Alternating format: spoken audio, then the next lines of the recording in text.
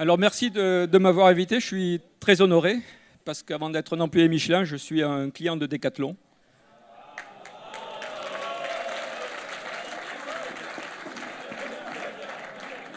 Franchement, je crois que je n'ai pas de mérite parce que qui n'est pas client de Decathlon?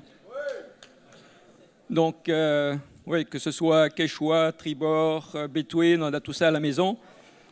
Mais je vais vous dire quelque chose qui m'a fait réfléchir. J'avais eu déjà un premier contact avec Jao. Et au mois de décembre, j'étais aux US. Et mon premier job, en fait, je l'avais à San Francisco. Et j'ai voulu revoir là où était mon bureau. Donc je suis allé à 45 Fremont, j'ai regardé, effectivement, il y avait toujours le building, donc ça fait plaisir. Le temps passe, mais il y a encore des traces. Et puis je suis allé sur Market Street, et là je tombe sur un magasin Decathlon. C'est pas ça le plus important. Enfin si, c'est important pour vous, j'imagine. Mais j'ai eu un sentiment de fierté. Et je me suis dit, je ne suis pas employé par Decathlon et je suis fier de voir Decathlon à San Francisco. Donc, en termes de customer intimacy et de transformer vos clients en ambassadeurs, je crois que vous êtes vraiment très fort. Bravo pour ça, parce que c'est quand même pas si commun. Donc, bravo à vous.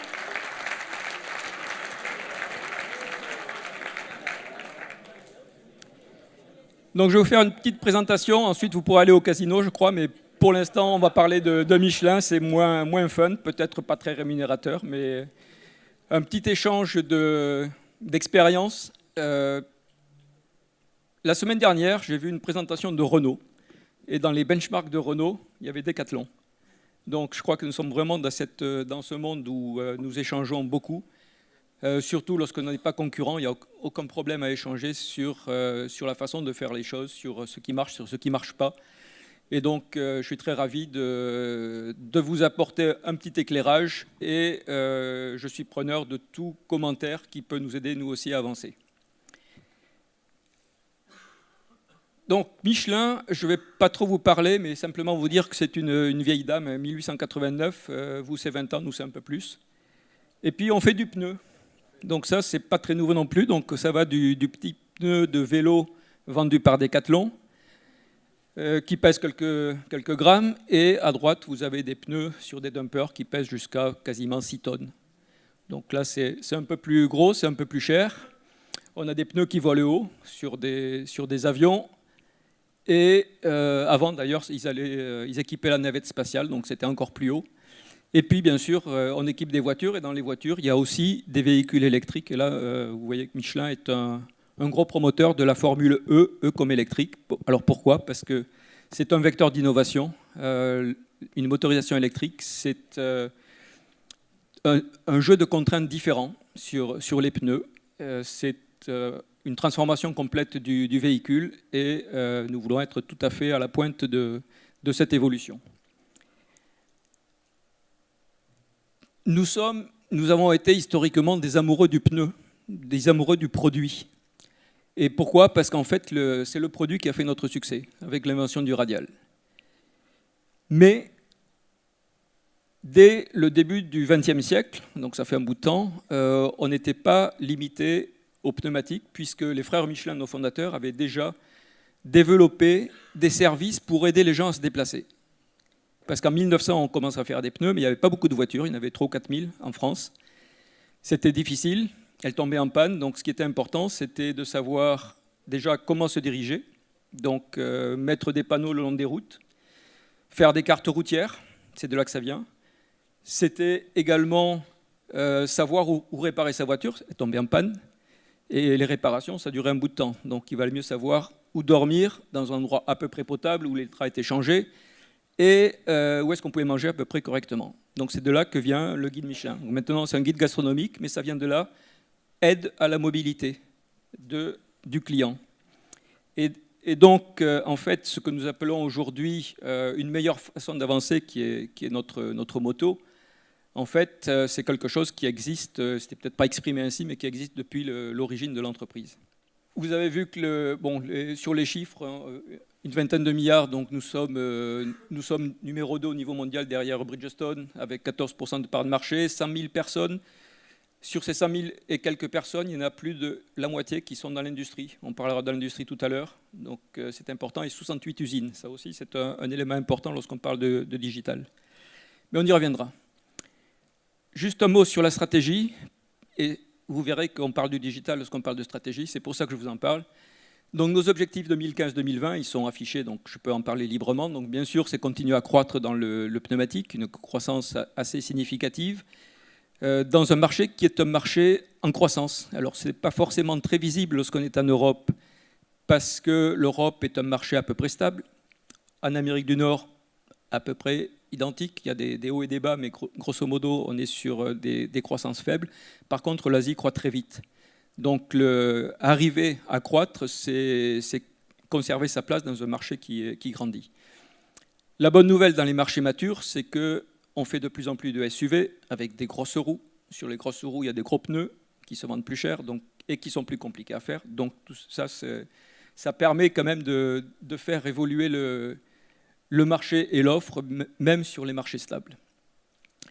Vous voyez qu'en plus du pneu, il y a trois autres objectifs. Un sur les services, donc les services autour du pneu ou au-delà du pneu, multiplié par 2 le chiffre d'affaires, et des services d'expérience consommateur. Donc en fait, c'est une nouvelle façon de dire les cartes, les guides, les Via Michelin, etc. On verra tout à l'heure.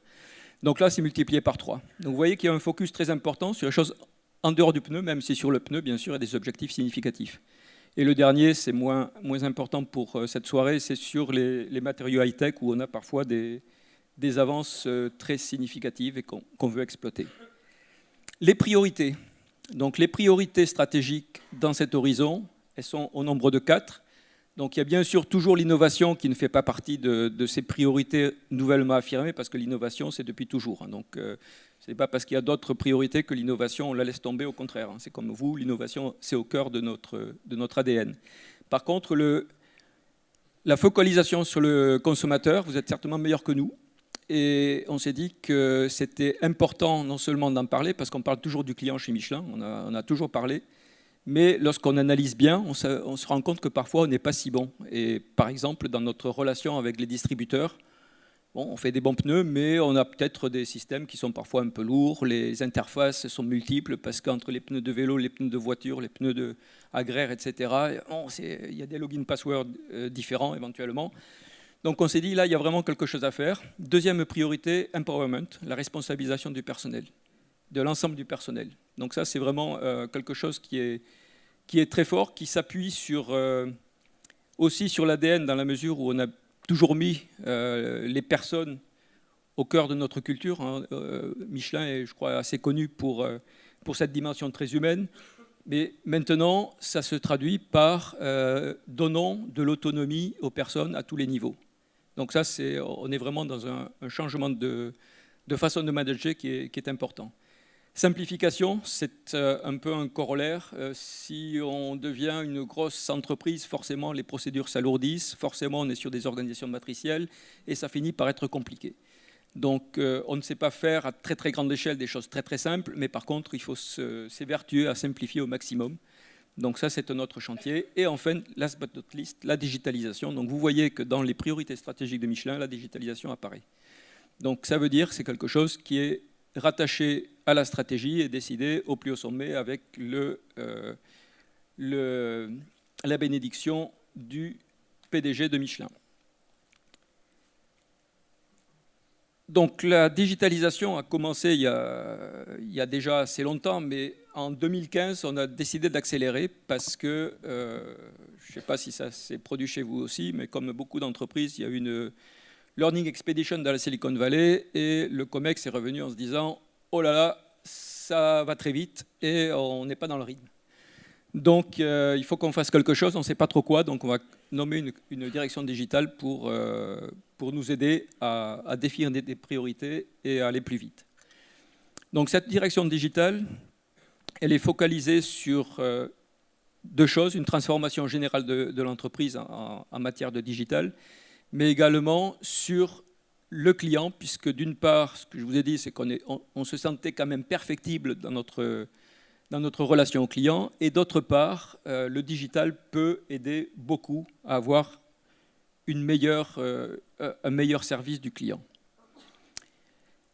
Ce que vous voyez ici, là, donc, c'est une carte du monde qui montre qu'en fait, cette direction est éclatée. Donc ça, c'est peut-être un peu particulier d'après certains consultants qui ont travaillé avec nous. Ils nous ont dit que c'est un peu gonflé de démarrer comme ça, mais nous avons démarré comme ça, avec une implantation forte à Lyon et à Charlotte, et puis quelques petites antennes ailleurs.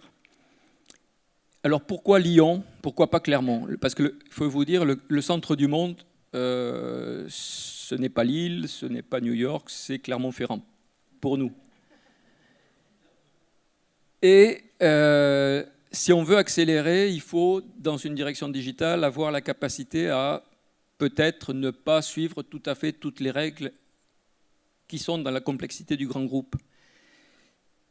Donc il ne faut peut-être pas être tout à fait au cœur du système. Mais il ne faut pas en être trop loin non plus. Parce que si on est trop loin, loin des yeux, loin du cœur, il ne se passe rien.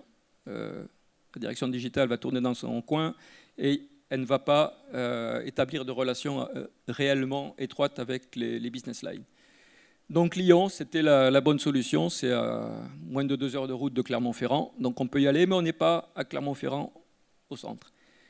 Charlotte, c'est la même histoire. Donc le centre de l'Amérique du Nord, il faut quand même préciser, c'est Greenville, pour nous. Et Greenville, c'est en Caroline du Sud. Et en fait, la direction digitale s'est installée à Charlotte, aussi 2 heures de route, en Caroline du Nord, pour les mêmes raisons.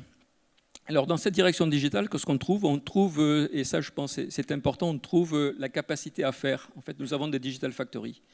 Donc si vous prenez Lyon, nous avons une digital factory qui travaille sur des applications, des sites à destination du grand public pour promouvoir l'offre de Michelin. Nous avons une autre digital factory qui fait des sites et des applications ou des composants pour de la vente en ligne, du e-commerce. À Charlotte, nous avons une digital factory qui s'occupe de tout ce qui est B2B et B2D dit comme distribution. Donc vous voyez que au-delà de simplement aider l'entreprise dans sa transformation, il y a capacité à réaliser cette réalisation se fait en utilisant des moyens qui sont dans les business lines pour l'essentiel. Donc les budgets, pour l'essentiel, sont amenés par les business lines. Donc ça veut dire qu'il faut travailler en étroite collaboration. Mais bien sûr, la direction digitale a également un petit budget complémentaire qui lui permet de faire des choses de façon un peu plus discrétionnaire. Et ce que nous faisons, notre approche est une approche de plateforme. C'est-à-dire, sur chacun des sujets, ce qu'on essaie de faire, c'est de développer des plateformes qui sont des plateformes de caractère mondial. Alors bien sûr, il y a des adaptations locales sur chaque continent, voire dans chaque pays, mais la plateforme technique, elle, se doit d'être mondiale. Donc ici, vous avez tout ce qui tourne autour du client, avec au centre le client, donc le CRM. Concrètement, nous sommes en train de déployer Salesforce au sein du groupe. Donc ça a commencé par l'Amérique du Nord, nous avons ensuite embrayé sur l'Europe et en 2018, ça sera déployé partout dans le monde. Nous avons des services pour les professionnels, mais vous aurez des illustrations par la suite. Nous avons tout ce qui est lié aux consommateurs. Nous avons les activités de e-commerce et nous avons les mobility moments, donc ce que nous appelons l'expérience de mobilité pour le consommateur.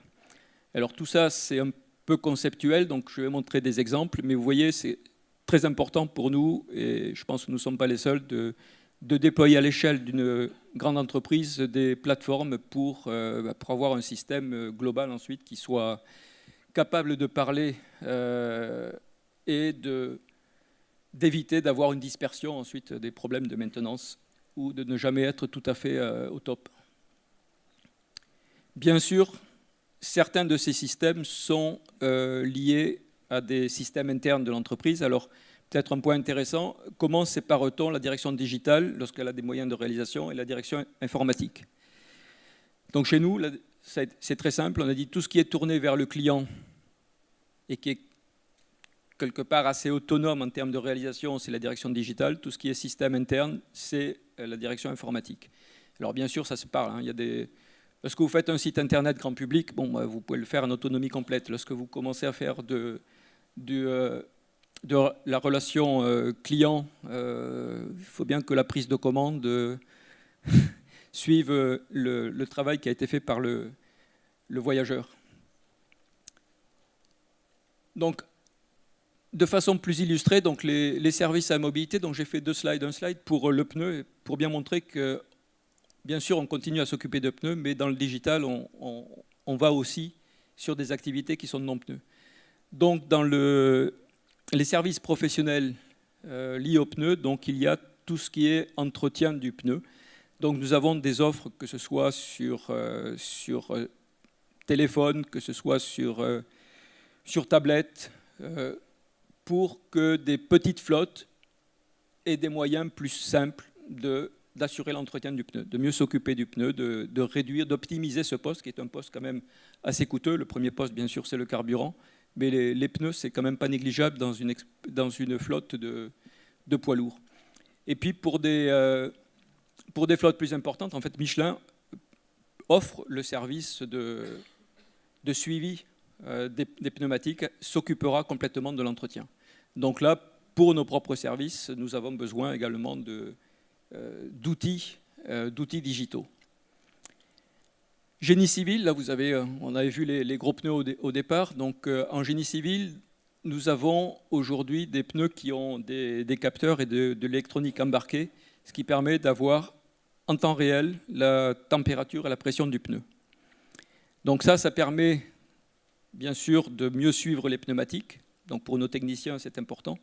Mais ça nous permet aussi, on va au-delà. Maintenant, ce dont on s'occupe, c'est en fait, du business model de l'exploitant. Ce n'est pas le pneu qui est important, c'est combien de tonnes de minerais on va transporter. Et d'ailleurs, de plus en plus, on va vers des facturations qui ne sont pas des ventes de pneus, mais des ventes de services. Donc ça, c'est une réalité chez nous. Donc ça commence dans le génie civil. Ça fait 10 ans que ça existe dans les pneus avions. Vous avez vu les trains d'atterrissage sur la première slide. En fait, ce qu'on vend, c'est exactement ce moment-là, plus le roulage qui suit, puisqu'on ne vend pas les pneus, on vend le nombre d'atterrissages. Donc pour nous, l'enjeu, ce n'est pas de vendre beaucoup de pneus, c'est que nos pneus atterrissent souvent, soient facilement rechapables, et puisse offrir un excellent rendement, puisqu'on ne vendra pas l'atterrissage plus cher si on consomme 2 fois plus de pneus. Toujours dans le pneu, sur le e-commerce, donc on s'est pas mal investi dans ce domaine, puisqu'il y a 2 ans, nous avons investi dans Allopneus, qui est le leader en France. Nous avons fait l'acquisition de Black Circle, qui est le leader au Royaume-Uni. Et nous développons, donc avec notre plateforme de Lyon, nous développons des outils de e-commerce, que ce soit, ici vous avez un exemple, TypePlus, c'est un réseau de franchisés en Asie. Et à votre droite, oui, vous avez Via Pneumáticos, qui est une marketplace en fait, que nous avons développée pour des revendeurs espagnols. Donc on a tout un catalogue maintenant en fait, de produits de e-commerce pour nous ou pour des tiers. Donc ça, c'est pour le pneumatique. Maintenant, en dehors du pneu, on retrouve dans les services de mobilité, en fait, on va beaucoup plus loin maintenant, on va vers la gestion de flotte. Et là aussi, nous avons fait des acquisitions. Une acquisition au Brésil, Sascar, c'était en 2014, si je me souviens bien. Et Nextract, là, c'est sûr, c'était en 2017, c'était fin d'année dernière. Dans les services que nous fournissons aux flottes, donc bien sûr, nous faisons le suivi de pneus, mais nous avons des services du type former les chauffeurs pour qu'ils consomment moins de carburant. Parce que le pneu, ça consomme du carburant. Quand il se déforme, dans votre voiture, le pneu, il consomme à peu près 20% du carburant que vous mettez dans le réservoir. C'est beaucoup. Pourquoi? Parce que chaque fois que le pneu se déforme, c'est-à-dire à chaque tour de roue, il absorbe de l'énergie. Cette énergie, c'est du carburant qu'on met. Mais vous pouvez avoir les meilleurs pneus du monde. Si le chauffeur conduit comme un sagouin, il va consommer beaucoup plus de carburant. Donc la différence qu'apporte le pneu, elle ne va pas être notable. Donc nous intervenons également sur ce poste-là. Nous avons également, par exemple, des services de suivi de semi-remorques, où on va suivre tout ce qui se passe avec les semi-remorques, bien sûr, où elles sont situées. Si c'est des remorques frigorifiques, est-ce que la température est correcte ou est-ce qu'elle tombe en dessous d'un seuil? À ce moment-là, il y a une alarme. Donc vous voyez que on commence à aller quand même très, très largement au-delà du pneumatique et on est tout à fait déterminé à faire grossir ces services. Mobility Moments, donc là, on a parlé tout à l'heure du guide Michelin au début du XXe siècle. Via Michelin, c'est les cartes routières au début du XXIe siècle. Nous avons commencé en 2001, donc c'était en fait, les premières activités digitales de Michelin, c'était dans ce domaine. Cartes en ligne qui se sont poursuivies par des services d'information de trafic qui sont vendus aux constructeurs automobiles, des services embarqués. Services embarqués, nous vendons à BMW des services connectés depuis 2003. En 2003, je pense qu'il n'y avait guère que BMW qui avait des voitures connectées. Mais ils voulaient le faire parce qu'ils étaient persuadés que ça allait se développer et ils voulaient être tout à fait à la pointe. Et donc nous les avons accompagnés avec des services touristiques, hôtels, restaurants, etc. Dans le domaine de la gastronomie, donc nous avons le guide Michelin. Le digital, qu'est-ce que ça nous a permis de faire? De développer des services de réservation de table. Donc avec Michelin Restaurant que nous avons développé en France, en Allemagne, Bookatable qui est le leader au Royaume-Uni que nous avons acquis à la fin de 2015. Donc vous voyez qu'on est vraiment là maintenant très loin du pneumatique puisqu'on est dans le déplacement au quotidien pour venir de Paris à Enghien ou pour partir en vacances ou pour trouver une bonne table ce week-end. On accompagne les gens dans leur mobilité. Et le dernier point, donc c'est un point que j'ai mis là parce qu'ensuite on en reparle pas vraiment, c'est déjà du manufacturing qui fait appel à du digital, c'est la fabrication additive. La fabrication additive, c'est ce qu'on appelle également l'impression 3D. Et il se trouve que Michelin est un gros fabricant de pièces en fabrication additive. Pourquoi? Parce que les sculptures des pneus ont des géométries quand même très compliquées. Et si on veut faire des pneus qui durent très longtemps, nos chercheurs inventent des trucs qui sont absolument impossibles à faire, sauf si on utilise la fabrication additive.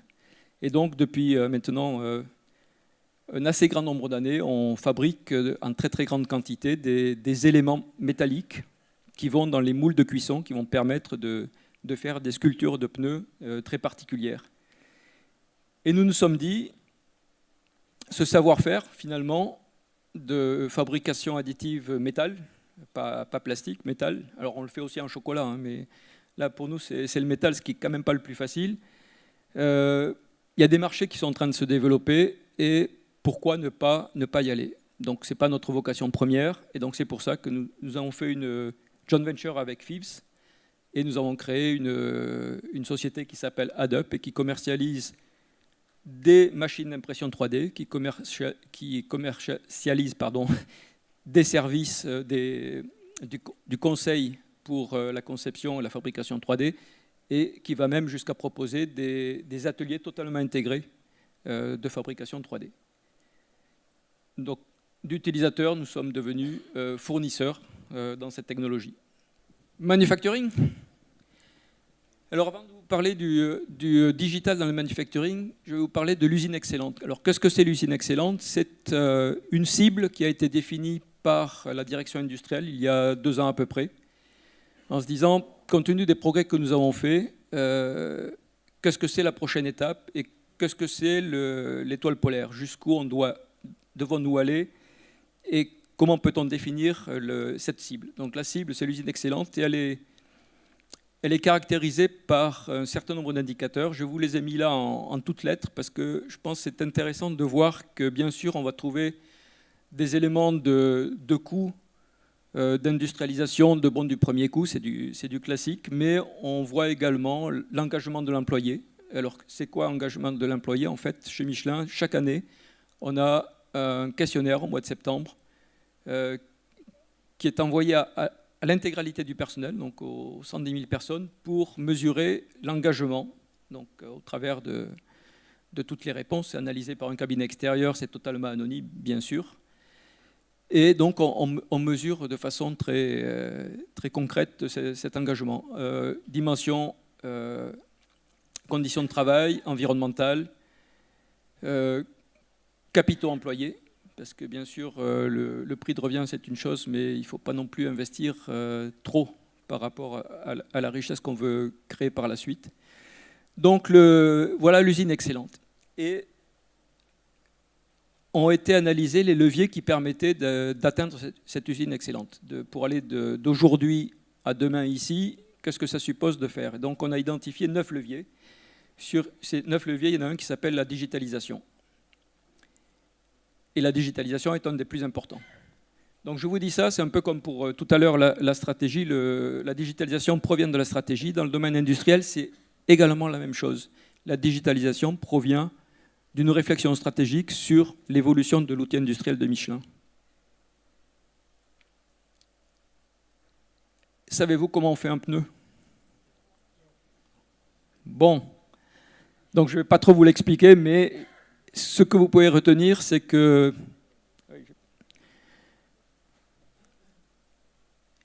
ici, ce qui n'est pas trop développé, en fait, c'est la fabrication de mélanges. Donc on fait des produits en caoutchouc. D'abord, on fait des gros batchs, des gros blocs de mélange avec à peu près 200 produits différents. Donc c'est compliqué, un pneu. Et puis on fait des semi-finis, donc des bandelettes, des tissus métalliques, des tas de petits produits, donc vous voyez tout ça, qu'on va mettre sur une forme cylindrique. Et au fur et à mesure qu'on empile tous ces produits, on est en train de fabriquer le pneu. Donc le pneu, c'est un produit composite, en fait, c'est un empilage d'éléments semi-finis. Lorsqu'on a tout empilé, on met tout ça dans un moule de cuisson ici, avec des éléments qui vont mettre la sculpture. On chauffe, c'est la cocotte minute de la maison, c'est pareil. C'est un peu plus gros. Et sort le pneu. Donc ce que ça veut dire, c'est que le process est un process par étapes, avec beaucoup d'étapes, beaucoup d'encours. Donc c'est une problématique qui, on le voit tout de suite, on se dit, bon, la digitalisation là-dedans, ça peut aider à pas mal de choses. Et ce n'est pas tout, parce que chez Michelin, qu'est-ce qu'on fait? On fait également du caoutchouc synthétique, donc on a des unités de pétrochimie. On fait des câbles métalliques, parce que dans les pneus, il y a beaucoup de ferraille, en fait. C'est pour ça que c'est solide, et bien que ce soit très flexible et finalement pas si lourd. Parfois, il y a du Kevlar, mais beaucoup de l'acier. Et on fait des outillages, donc les moules de cuisson, et donc c'est là, vous voyez, que se trouvent les éléments fabriqués en fabrication additive, en tout cas pour certains types de pneus. Donc voilà le process, les process, devrais-je dire, chez Michelin. Donc ça veut dire que le champ des possibles est grand. Notre approche du digital manufacturing s'est fait en plusieurs étapes. Première étape, c'était de bien comprendre ce que c'était, même au-delà du digital, l'industrie 4.0. Les Allemands ont inventé ce concept, l'industrie 4.0. On ne sait pas très bien s'il y a eu la troisième ou si la quatrième est tellement différente de la troisième, mais bon, peu importe. Et donc on s'est dit, il faut se faire accompagner pour avoir une compréhension vraiment claire de tout ce qu'on peut mettre dans Industrie 4.0. On a parlé avec des experts, et puis on a fait des benchmarks, parce qu'entre ce qu'on lit dans les beaux articles, dans la presse, et puis la réalité, parfois il y a un écart. Donc on est allé voir sur le terrain, on est allé voir des industriels dans bien sûr des industries différentes de la nôtre, assez diversifiées, ce qui nous a permis de nous faire notre propre conviction sur où en était l'état de l'art, où est-ce que nous devions aller et à quel rythme il fallait y aller. Donc ça, c'est le point de départ. Bien sûr, donc ça c'était vers l'extérieur. En interne, ce que nous avons fait, c'est faire une analyse, une radiographie digitale de 3 usines pour identifier de façon concrète là où on avait des problèmes qui pouvaient être résolus par le digital tel qu'on l'avait vu à l'extérieur et en parlant avec des experts. Et ça nous a permis de faire la deuxième étape, c'est-à-dire d'établir une roadmap dans laquelle on a une vision long terme en se disant à 10 ans, si on développe ça, ça, ça et ça, voilà à quoi on doit aboutir. Voilà ce que ça signifie en termes de valeur. Et donc, par voie de conséquence, voilà ce que ça permet de mobiliser comme moyen. Mais la vision à 10 ans, c'est une vision juste qui permet de calibrer les choses. Ensuite, il y a une vision à 18 mois. La vision à 18 mois, là, on est vraiment sur le plan d'action. Et à 18 mois, on le verra tout à l'heure de façon plus précise, c'est en fait des choses très concrètes. Et c'est le démarrage d'un processus itératif où on développe certaines choses, on vérifie que ça marche, une fois que ça marche, on le déploie. Et donc, ça, c'est ce qu'on fait dans la phase 1, mais je vais revenir, oui, l'organisation, je voulais en parler parce que dans la roadmap, on a dit aussi, c'est un gros programme, c'est quelque chose qui demande de mettre en place des moyens spécifiques. Donc on a décidé qu'il fallait avoir une équipe centrale que nous appelons plateforme.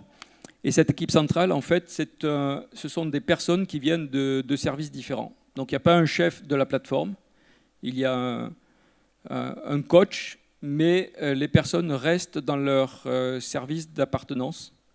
Ce qui veut dire qu'au fur et à mesure des besoins, ils peuvent demander à leur chef de prêter quelques moyens supplémentaires éventuellement pour une personne pendant 3 semaines pour aider cette plateforme. Donc là, on est dans un mode de fonctionnement, ce n'est pas le mode projet, ce n'est pas le mode hiérarchique non plus, c'est quelque chose de très transverse et d'assez nouveau, mais qu'on a déjà expérimenté.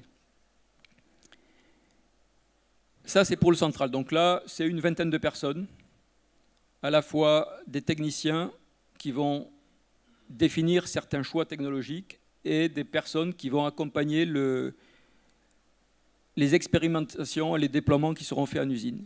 Le deuxième volet de l'organisation, c'est le personnel en usine. Donc là, on a estimé qu'il faut au moins 2-3 personnes dans chaque usine si on veut être sérieux sur le digital. Donc ça nous a pris un peu de temps, c'était le 3e trimestre parce qu'il fallait trouver les bonnes personnes. Une vingtaine de personnes, c'est pas beaucoup, mais il faut aller les chercher, surtout que il fallait la Dream Team en fait pour que ce sujet puisse avancer. Et la phase 1 donc, a démarré au mois de septembre avec des démonstrateurs. Nous sommes à 25 démonstrateurs à peu près aujourd'hui. Nous en aurons entre 40 et 45 à l'issue de la phase 1, et ça sera à peu près à la fin du premier semestre. Donc, qu'est-ce qu'on fait dans ces démonstrateurs? En fait, on va définir des use cases avec des usines, on va mettre au point des solutions, et on va définir les conditions du déploiement. Parce que ce qu'on a vu en discutant avec d'autres industriels, c'est que beaucoup font des POC, donc des protos, des proof of concept. Mais ensuite, ça rame un petit peu pour passer à l'échelle industrielle et déployer très largement. Donc nous, là, ce que nous voulons faire, c'est réellement, à la fin du démonstrateur, on est capable de déployer très vite et déployer, vous avez vu, 68 usines, ça veut dire que c'est peut-être dans 10 usines, dans 40, dans 50, voire dans 68 pour certaines choses. Donc il y a un enjeu ensuite de déploiement rapide à l'échelle d'un groupe aussi grand et aussi dispersé géographiquement. Donc ce rollout de la première phase de démonstrateur, c'est à partir de, je pense, du 4e trimestre, peut-être 3e, mais 4e certainement. Et on aura amorcé la pompe. Donc derrière, ça veut dire qu'il y a de nouveaux démonstrateurs qui rentrent dans le pipeline. Il y a des démonstrateurs qui sont en déploiement, des démonstrateurs qui sont arrêtés parce qu'on n'arrive pas à démontrer la valeur ou la technologie n'est pas prête et on les met au frigo, on y reviendra plus tard.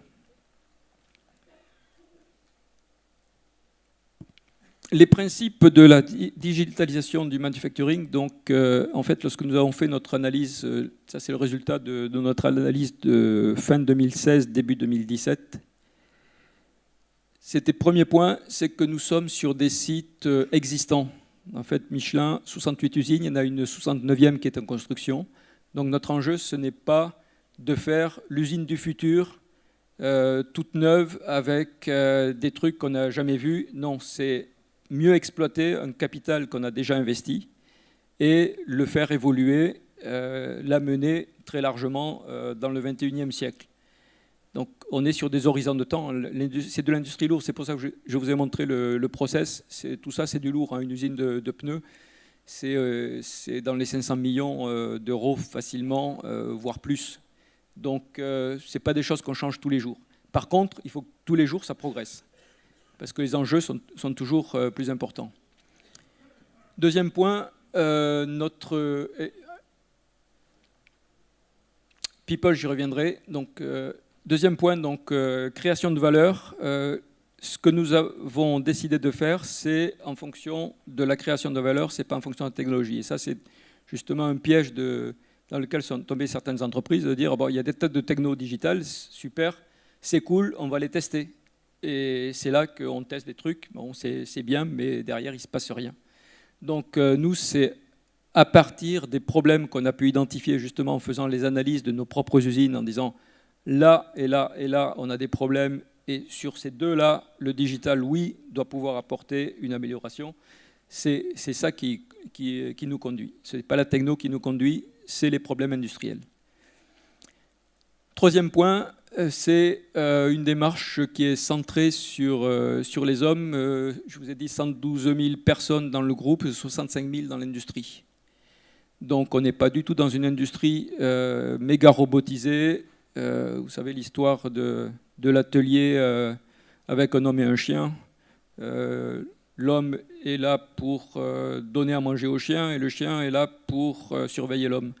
Non, c'est pas ça. Une usine Michelin, il y a des tas de gens qui travaillent. Donc ça, c'est, on dit, l'avenir des usines, c'est ça, c'est lights out. Hein, il n'y a plus personne dedans. Donc ça, on n'y croit pas. En tout cas, pas dans notre industrie.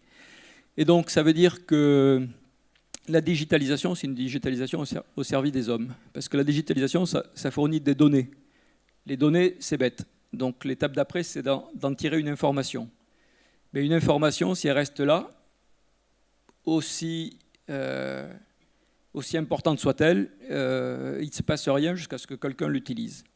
Donc la digitalisation, c'est aider les gens à faire mieux leur travail en leur amenant des données et des informations. Et donc pour ça, c'est très important que les personnes soient responsabilisées et l'autonomie, la capacité à utiliser cette information.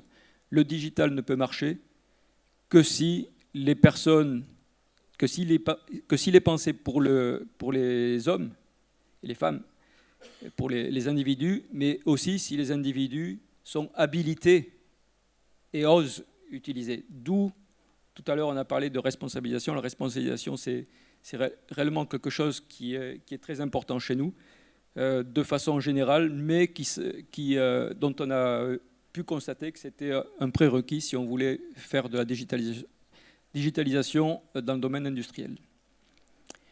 Double approche top-down et bottom-up. Alors le top-down, c'est l'équipe centrale qui va définir des choix technologiques. Ces choix technologiques qui ne sont pas discutables, ils sont déployés partout dans le monde et un directeur d'usine n'a pas le choix de faire autre chose. Donc ça, là, on est dans une approche totalement directive. Donc ça, c'est pour les fondations digitales. Voilà, quelques orientations qui sont clés. Par contre, pour le traitement des problèmes industriels, on veut que l'approche soit totalement bottom-up. Donc c'est aux usines à dire, OK, il y a ce problème qui a été soit identifié par le central, soit qu'elles ont identifié par elles-mêmes. Et moi, usine, je suis volontaire pour le traiter. Donc ce n'est pas le central qui va dire, toi tu vas faire ça. On veut que ce soit l'usine. Et donc là, ça veut dire que l'usine met les moyens humains, mais également va le prendre sur son budget.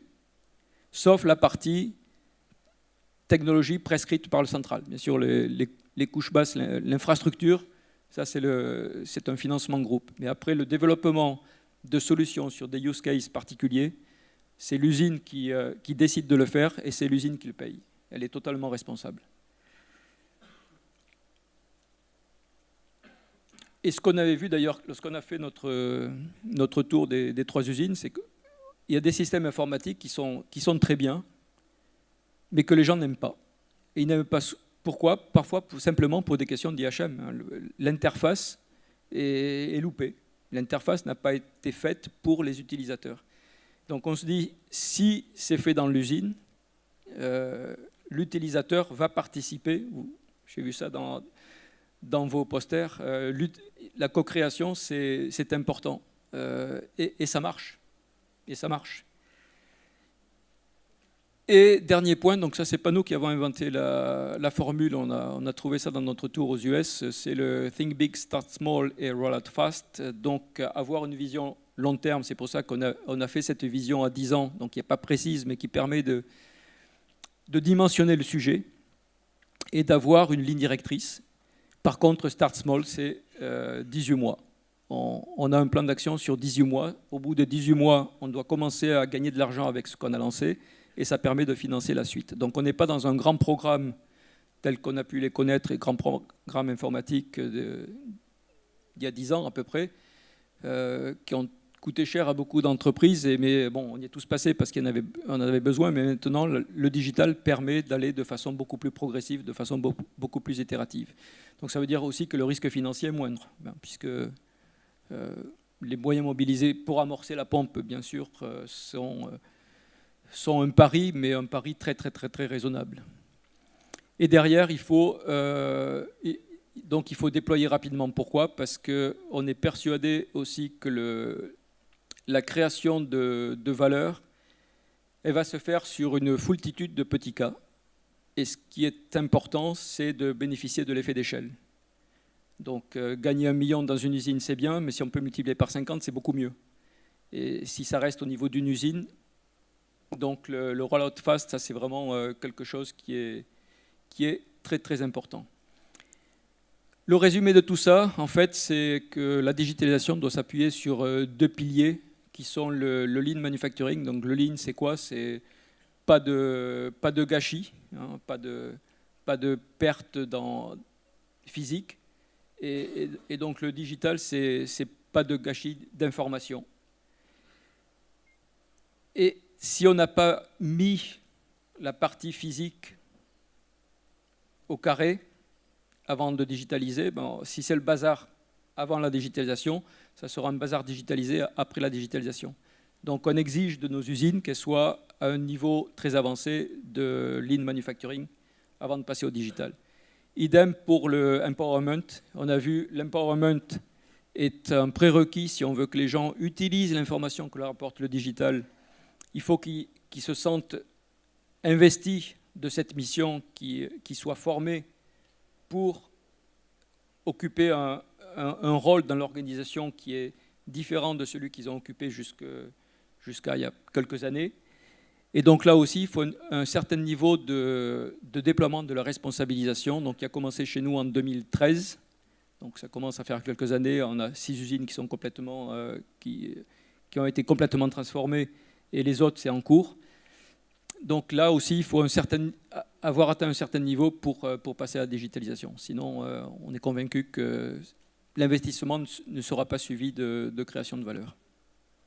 Alors, qu'est-ce qu'on a mis dans notre roadmap? Je vous avais dit, on est parti d'une analyse complète de l'industrie 4.0 avec un panorama où il y avait des dizaines de leviers possibles, et on a sélectionné ce qui était pertinent pour Michelin. Alors, pertinent pour Michelin, avec capacité bien sûr de créer de la valeur, plutôt des trucs faciles à faire et avec des technologies matures. Donc, nous avons fait notre sélection et nous sommes arrivés à ce schéma. Ça commence par faire ce qu'on fait déjà de façon plus performante. Donc, ce qu'on fait déjà, c'est quoi? C'est une analyse, un management de la performance au quotidien, c'est-à-dire à chaque poste, les gens se réunissent, analysent les difficultés ou les craintes qu'ils ont sur les heures qui vont s'écouler et définissent des actions très concrètes. Ces réunions se font sur la base d'informations que les gens vont chercher à droite à gauche, mettent dans des tableurs Excel, impriment, mettent sur un tableau. Simplement le fait d'avoir une collecte automatique des informations et d'avoir des informations en temps réel permettra d'améliorer beaucoup cette gestion quotidienne, vraiment au plus près de la machine, par les opérateurs et leurs superviseurs. Donc ça, c'est la première brique, elle est totalement transverse. Et ensuite, on a quatre dimensions. Une, c'est sur le matériel, où là, on peut aller à divers niveaux de sophistication de la maintenance. La maintenance, vous prenez votre voiture, vous faites la vidange tous les 20 000 km, ou tous les 2 ans, ou je ne sais plus, ça dépend des modèles. Le mien, je crois que c'est tous les 2 ans. Vous pourriez aussi avoir un voyant qui vous dit, sur la base de la qualité de l'huile qu'on mesure à travers tel paramètre, c'est le moment d'aller faire la vidange. Et peut-être que c'est pas du tout 20 000 km. Peut-être que c'est 25 000. Donc c'est une façon d'améliorer la performance de l'entretien. Et puis donc ça, c'est ce qu'on appelle la maintenance conditionnelle. Et puis si on va un cran plus loin, c'est la maintenance prédictive, où là, en fonction de l'analyse de tout ce qui s'est passé sur des historiques un peu longs, on va faire la prédiction de quand la machine tomberait en panne. Et en fonction du temps qu'il faut pour s'organiser pour faire une réparation, on va programmer cet entretien, pas une réparation, pour faire l'entretien. On va programmer cet entretien pour le faire, avant que la machine tombe en panne, bien sûr, et 2, à un moment où ça ne va pas gêner la production. Donc voilà un exemple sur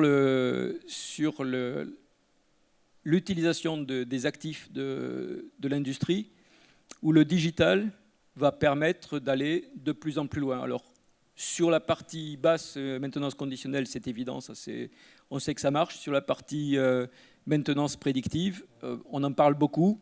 Il faut voir dans quel cas ça va créer de la valeur, parce que déjà, il faut être capable de prédire.